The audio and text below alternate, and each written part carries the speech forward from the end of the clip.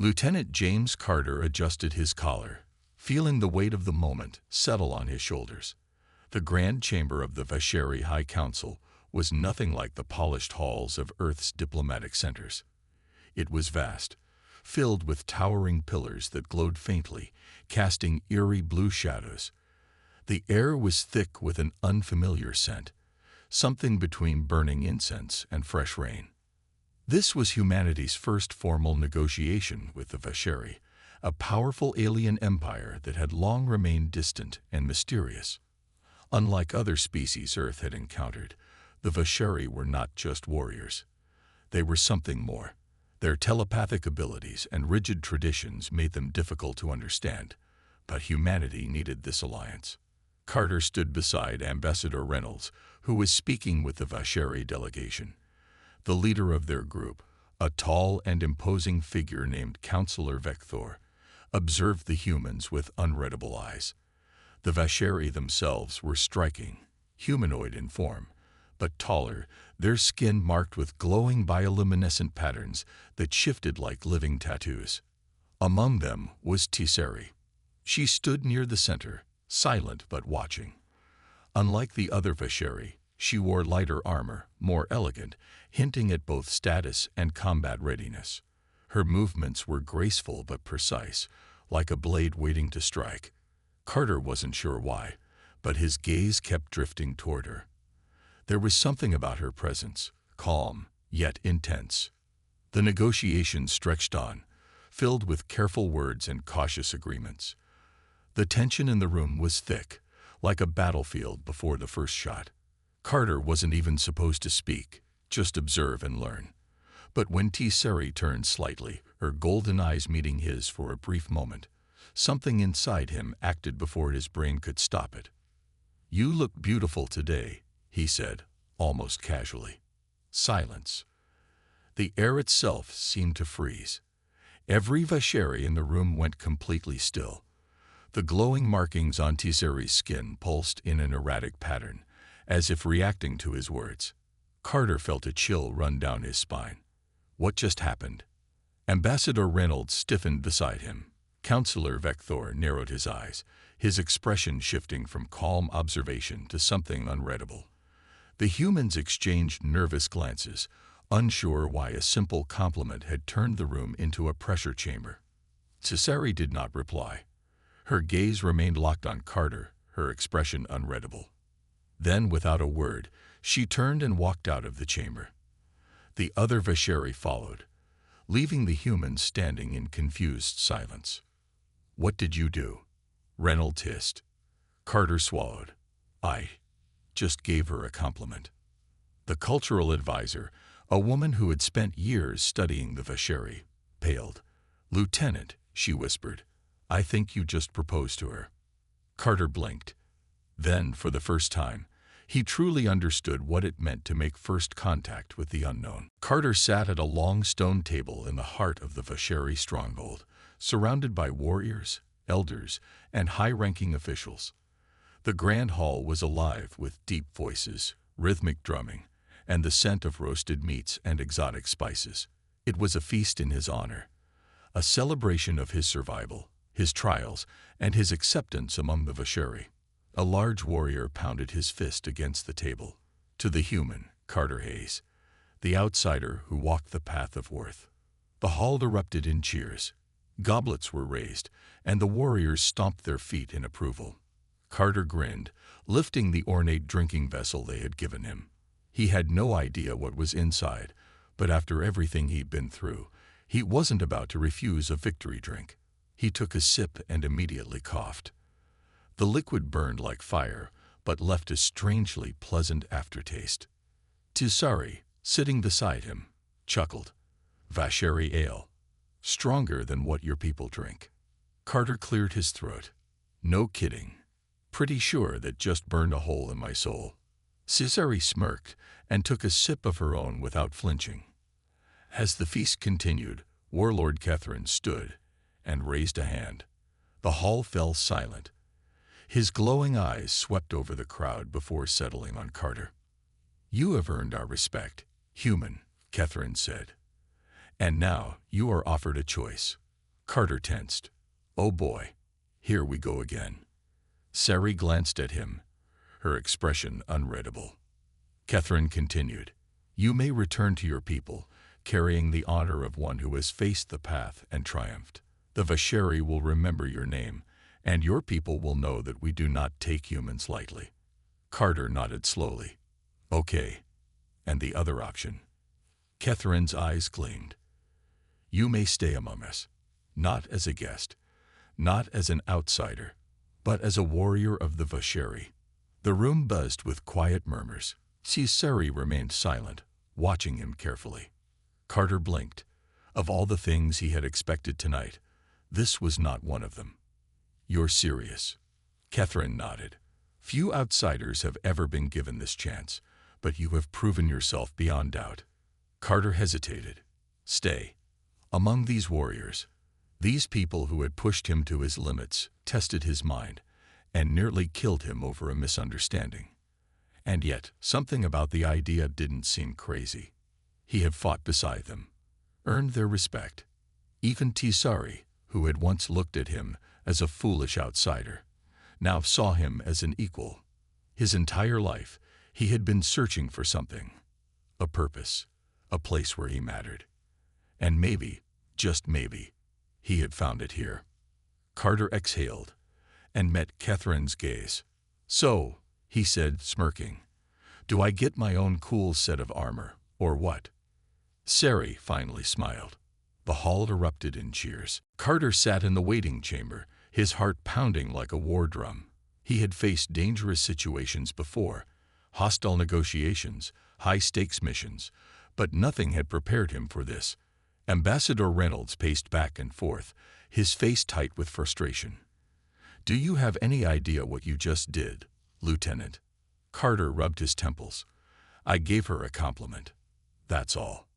The cultural advisor, Dr. Elaine Foster, shook her head, looking both horrified and fascinated. No, Carter. In Vasheri culture, what you said wasn't just a compliment. It was a declaration. Carter frowned. Declaration of what? Dr. Foster sighed. The binding courtship proposal. Carter's mind went blank. You're joking. I wish I was. She exhaled sharply. The Vasheri don't throw around words like we do. Their entire society is built on honor, strength, and commitment. When a Vasheri warrior receives a statement of admiration in public, it is considered a formal challenge, a declaration that the speaker wishes to prove themselves worthy of their attention. Carter's stomach dropped. Worthy? As in marriage. Bonding, Dr. Foster corrected. If Sari accepts your words, you are bound to her for life. If she rejects you, you must pass a trial to earn that rejection. Carter felt his pulse quicken. And what happens if I fail the trial? Dr. Foster hesitated. Then you die. Carter groaned and buried his face in his hands. Great, just great. Before anyone could say more, the chamber doors opened. 2 Vasheri guards stepped inside, their expressions unreadable. Behind them, Sari entered, her golden eyes locked onto Carter. The council has spoken, she said, her voice calm but firm. You have issued a warrior's declaration. You must now prove your words. Carter stood, forcing himself to stay composed. And if I refuse? Sari tilted her head slightly. Then your words will be seen as false, a dishonor to me and to your people. You would be marked as a coward. Reynolds muttered under his breath, but Carter caught the meaning. Earth's diplomatic relations with the Vasheri were fragile. If he backed down now, humanity might lose a valuable ally. Carter sighed, straightened his posture, and met Sari's gaze. All right, what do I have to do? Sari studied him for a long moment before answering. You will face the path of worth. 3 trials: strength, intellect, and conviction. If you survive, I will acknowledge your honor. And if I don't? Carter asked. Her glowing markings pulsed slightly. Then you will not leave this world alive. The room fell silent. Carter swallowed hard. One moment of thoughtlessness, and now he had to fight for his life. Sari turned to leave, Before stepping out, she glanced back at him. For the first time, something like curiosity flickered in her golden eyes. "Prepare yourself, human," she said. "Your trials begin tomorrow." Carter sat on the edge of his cot, staring at the cold stone walls of his assigned chamber. The soft blue glow of the Vasheri city outside barely reached the room, leaving him in shadow. His mind raced. 3 trials. Strength, intellect, conviction. He had no idea what to expect. A deep sigh escaped him. All this, just because I said she looked beautiful. The door slid open with a low hum. Carter looked up as Tseri stepped inside. She wore no ceremonial armor this time, just a simple but elegant tunic that revealed the intricate bioluminescent markings across her arms. Her golden eyes studied him with unreadable intent. "You do not seem like a warrior," she said. Carter smirked. "Because I'm not. I'm a diplomat." Tseri folded her arms. "Then why accept the trials? Why not declare weakness and return to your world?" Carter exhaled sharply. "Because if I do that, your people will think humans are cowards. And I can't let that happen." A flicker of something, respect, crossed her face. "You understand honor. That is good." She stepped closer, tilting her head slightly. "But honor alone will not keep you alive." Carter chuckled dryly. "Yeah, I figured that out." Tseri studied him for a long moment before speaking again. "The first trial begins at dawn. It is a test of endurance. You will be placed in the heart of Kairos, a jungle filled with predators. You must survive for 3 days without assistance." Carter's breath caught. 3 days? Alone? She nodded. "If you emerge, you may continue to the next trial. If you do not." She didn't finish the sentence. She didn't have to. Carter rubbed the back of his neck. "Great. Sounds fun." Tseri turned to leave but hesitated at the door. "I do not understand humans," she admitted. "You did not intend to challenge me, yet you do not run from the consequences. Why?" Carter met her gaze. "Because where I come from, we don't back down just because something is hard. If I messed up, I'll take responsibility." Tseri watched him for a moment longer, then nodded. "Perhaps you are not as weak as I thought." She left without another word. Carter leaned back against the wall, exhaling deeply. "Well," he muttered to himself, "if I survive this, I'm never complimenting an alien again." Carter stood at the edge of the Vasheri city, gazing at the jungle beyond. The sun was setting, casting a golden glow over the towering trees and distant mountains. It had been weeks since his arrival, and now his life had completely changed. He wasn't just an outsider anymore. He was one of them. The ceremonial armor he now wore felt heavy on his shoulders, but it wasn't uncomfortable. The dark metal plating, marked with Vasheri symbols, was crafted specifically for him, a sign that he had truly earned his place among their ranks. Tseri approached, her golden eyes glowing softly. "You look almost like a true warrior now," she said. Carter smirked. "Almost." She nodded. "You still need training. A warrior's path does not end after one victory." Carter chuckled. "Figured as much. You Vasheri love your trials." Tseri tilted her head. "Challenges make us strong. And now you will learn the ways of the Vasheri in battle, strategy, and honor." Carter exhaled, glancing at the city behind them. The people who once doubted him now greeted him with nods of respect. The warriors who once saw him as weak now accepted him as their own. It still felt surreal. He looked back at Tseri. "You know, when I first met you, I had no idea what I was getting into." She smirked. "Neither did I." Carter crossed his arms. "So, what's next? Do I go on some grand mission? Fight space pirates? Wrestle a giant alien beast?" Tseri's expression turned serious. "There are greater things coming, Carter Hayes. The galaxy is shifting. And soon, both our people may need to stand together." Carter raised an eyebrow. "Sounds ominous." Tseri nodded. "It is." Carter let the words sink in. He had come to this world as an outsider, barely surviving the first few days. Now he was standing beside one of the strongest warriors he had ever met, preparing for a future he couldn't yet see. But one thing was clear, he wasn't going anywhere. He smirked. "Well, if trouble's coming, I guess it's a good thing you've got me around." Sari let out a small laugh. "We shall see, human." With that, she turned and walked toward the training grounds, her bioluminescent markings pulsing in the fading light. Carter took one last look at the horizon, then followed. His old life was behind him. A new adventure had just begun. A heavy silence filled the chamber. Carter remained on one knee, the blade planted in the ground before him. The Vasheri warriors surrounding him exchanged glances, their glowing markings pulsing faintly with emotion, surprise, confusion, maybe even admiration. Sari stepped forward, her golden eyes locked onto his. For a long moment, she said nothing. Then, she slowly reached down, gripping the blade by its hilt. With a single, fluid motion, she lifted it and examined it in her hands. "You had a choice," she said, her voice steady. "You could have walked away.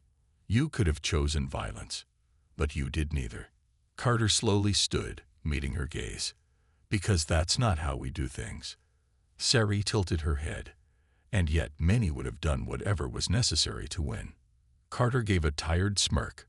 "Maybe. But I wasn't trying to win. I was trying to show you who I am, who we are."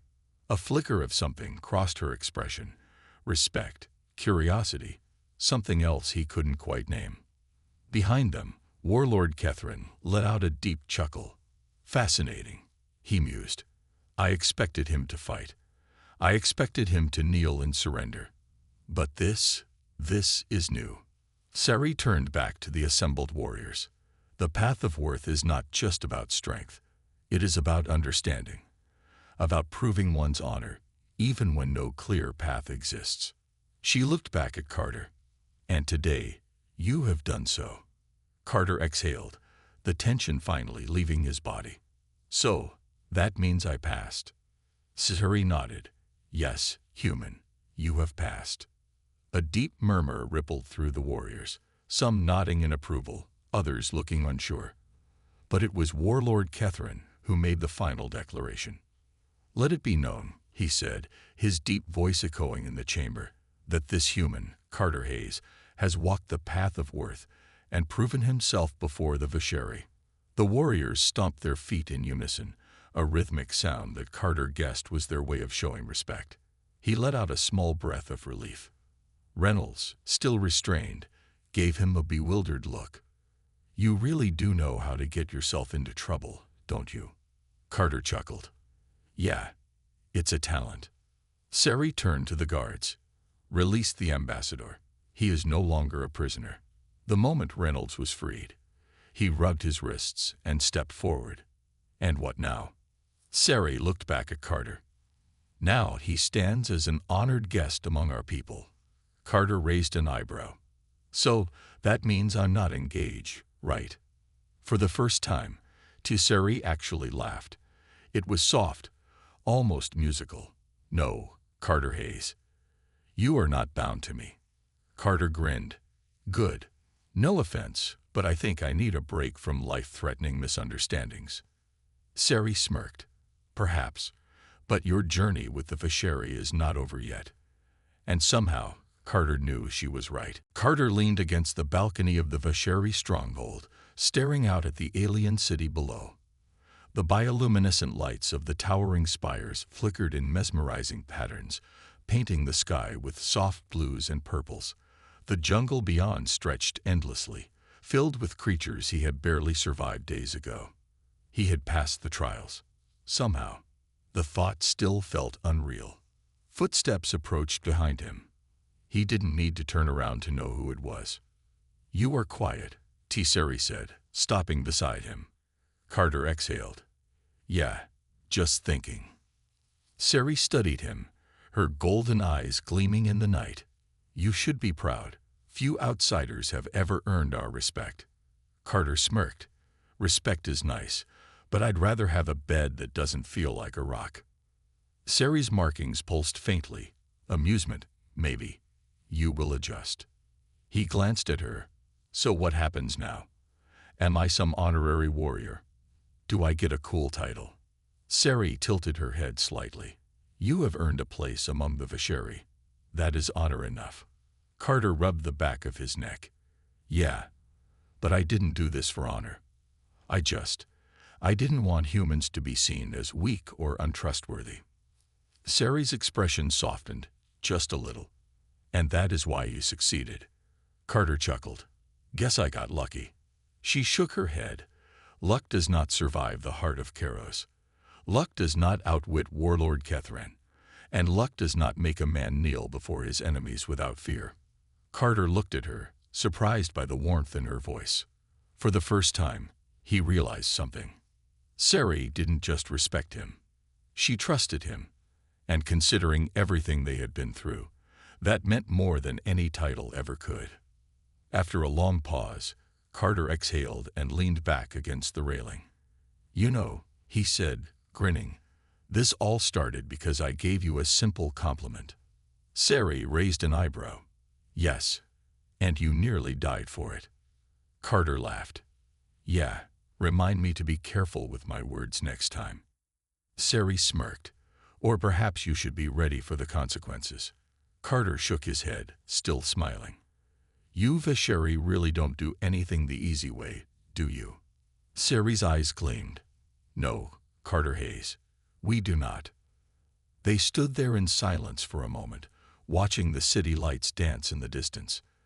Despite everything, the dangers, the trials, the misunderstandings, Carter realized something strange. For the first time since arriving on this planet, he felt like he belonged. Carter stood in the great hall of the Vasheri stronghold, his body still sore from the trials before. He had survived the jungle, outwitted a warlord, and somehow, against all odds, made it this far. But now, as he faced Tisari once again, he knew this final test would be different. The last trial is the most important, Tisari said. Her voice was steady, but there was something else beneath it, something almost uncertain. Carter crossed his arms. All right, let's hear it. What do I have to do? Fight a champion. Solve some impossible riddle. Sari's golden eyes locked onto his. No, she said, you must prove your conviction. Carter frowned. Conviction? You mean like loyalty? Tisari nodded. In Vasheri culture, strength and intelligence mean nothing if one lacks the will to stand by their choices. Many warriors have fought bravely, but crumbled when tested in heart and mind. Carter's gut tightened. So how do I prove mine? Sari glanced toward the far side of the chamber. The doors opened, and 2 Vasheri guards entered. Between them stood an older human, Ambassador Reynolds. His hands were bound, his face bruised. Carter's stomach dropped. What the hell is this? Reynolds struggled but lifted his head. Carter, daunt. A guard silenced him with a rough push. Sari stepped forward. We intercepted a transmission from your people, she said. Your leaders are afraid. They believe you are lost to the Vasheri and have sent orders to extract the ambassador by any means necessary. Carter clenched his fists. And? What does that have to do with my trial? Sari's bioluminescent markings pulsed faintly. You are at a crossroads, human. If you renounce the path of worth, you will be free to leave with your ambassador. No more trials. No more risks. Carter's heartbeat pounded in his ears. And if I don't? Sari's expression darkened. Then you must prove your loyalty to the Vasheri. Right here. Right now. A blade was handed to him. Carter stared at it, cold and sharp in his hands. You want me to kill him? No, Tisari said. But you must make a choice. If you refuse the blade, you are rejecting the path. You will be seen as a coward and a liar, unworthy of Vasheri respect. Carter looked at Reynolds. The ambassador's eyes told him everything. Don't do it. Walk away. This isn't our fight. But Carter knew better. If he left now, the Vasheri would never trust humans again. Everything he had fought for, all the pain and struggle, would be for nothing. He tightened his grip on the blade, and then he did something no one expected. He turned the weapon around and knelt, planting the tip into the ground before him. "I choose neither," he said firmly, "because I'm not here to prove myself through violence. I'm here to prove that humans stand by their word, even when the path is impossible." Silence. Then, slowly, Tseri smiled. A true, genuine smile. "You have passed," she said. Carter sat on the cold stone floor of the Vasheri arena, his muscles aching from the 3-day survival trial. He had emerged from the jungle exhausted, scratched, and starving, but alive. The Vasheri warriors had watched in silence as he stumbled back to the city. Some had nodded in approval. Others had looked disappointed, as if hoping he wouldn't return. Tseri stood before him now, arms crossed. Her golden eyes studied him, unreadable as ever. "You have passed the first trial," she said, "but endurance alone does not make one worthy." Carter exhaled sharply. "So what's next? Do I have to wrestle a space bear?" Tseri's glowing markings pulsed slightly, but she didn't smile. "No, the second trial is one of intellect." Carter raised an eyebrow. "Intellect? That's more my style." "We shall see," Tseri said. She gestured toward the center of the arena. A large circular platform rose from the ground. Strange holographic projections flickered above it. Battlefields, symbols, and shifting patterns Carter couldn't recognize. At the far side, an older Vasheri male stepped forward. His armor was decorated with sharp silver etchings, and his gaze was sharp as a blade. "This is Warlord Kethran," Tseri said. "He has commanded our fleets for over a century. You will play against him in the game of strategy." Carter frowned. "A game. A war simulation," she corrected. "A test of tactics, deception, and adaptability." Carter looked up at Kethran, who was already studying him with mild amusement. "And what happens if I lose?" Tseri's expression hardened. "Then you prove yourself unworthy." Carter sighed. "No pressure, then." He stepped onto the platform. As soon as he did, the air shimmered around him. The hologram solidified into a battlefield, a vast terrain of alien landscapes, fleets of ships, and armies of glowing figures. A floating interface appeared before him, showing options for deployment, attack formations, and resource management. Kethran spoke for the first time, his voice deep and steady. "War is not won by strength alone, human. It is won by those who understand the mind of their enemy." Carter smirked. "Good thing I grew up playing strategy games, then." The trial began. Kethran moved first, sending his forces in a disciplined formation. Carter quickly realized that brute force wouldn't work. Every direct attack he tried was countered with precise, ruthless efficiency. Kethran was experienced, methodical. So Carter changed the game. Instead of fighting traditionally, he used deception. He sent false signals, staged retreats that lured Kethran's forces into traps, and even sacrificed pieces of his army to create a larger advantage. He used unpredictability, the one thing machines and rigid warriors struggled against. For the first time, Kethran hesitated. Minutes later, the simulation ended. A deep silence filled the arena. The battlefield flickered away, leaving only the two of them standing on the platform. Kethran studied Carter for a long moment, then nodded. "You play like a trickster," he said, "but you win like a warrior." Carter grinned. "I'll take that as a compliment." Tseri watched him carefully, her expression unreadable. But this time, Carter swore he saw something new in her eyes. Not just curiosity. Respect. The sun on Vashar Prime burned red against the dense jungle canopy. Carter stood at the edge of the wild expanse, staring into the thick foliage. The sounds of alien creatures echoed in the distance, low growls, strange screeches, the rustling of unseen predators. The air was humid, heavy with the scent of damp earth and unfamiliar plants. Behind him, a group of Vasheri warriors watched in silence. Tseri stood among them, her golden eyes steady. "The heart of Kairos is a living battlefield," she said. It will test your body, your mind, and your instincts. You will be given no weapons, no technology. Survive for 3 days, and you may continue the path of worth. Carter adjusted the simple tunic they had given him. No gear, no food, no water, just his own wits. He had survived harsh conditions before. Desert training, deep-sea endurance tests. But this was different. This was a planet that didn't care if he lived or died. Ciceri stepped forward, lowering her voice so only he could hear. Many have failed this trial. Few have survived. Carter met her gaze. Then I guess I'll have to be one of the few. Ciceri studied him for a long moment before giving a single nod. Then, without another word, she turned away. A deep horn sounded, and the trial began. Carter took a deep breath and stepped into the jungle. The first few hours were manageable.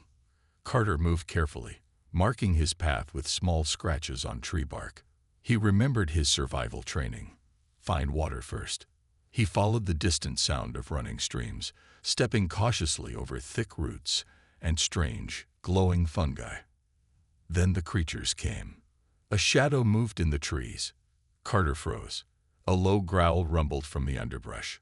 Slowly, he turned his head and saw it, a beast twice the size of a lion, its sleek, dark body covered in bioluminescent stripes. Its 4 glowing eyes locked onto him, its muscles tensing. Carter's mind raced. No weapons, no way to outrun it. The beast lunged. At the last second, Carter dropped low, rolling beneath its swipe. He grabbed a thick branch from the ground and swung it with all his strength, striking the creature's side. It barely flinched.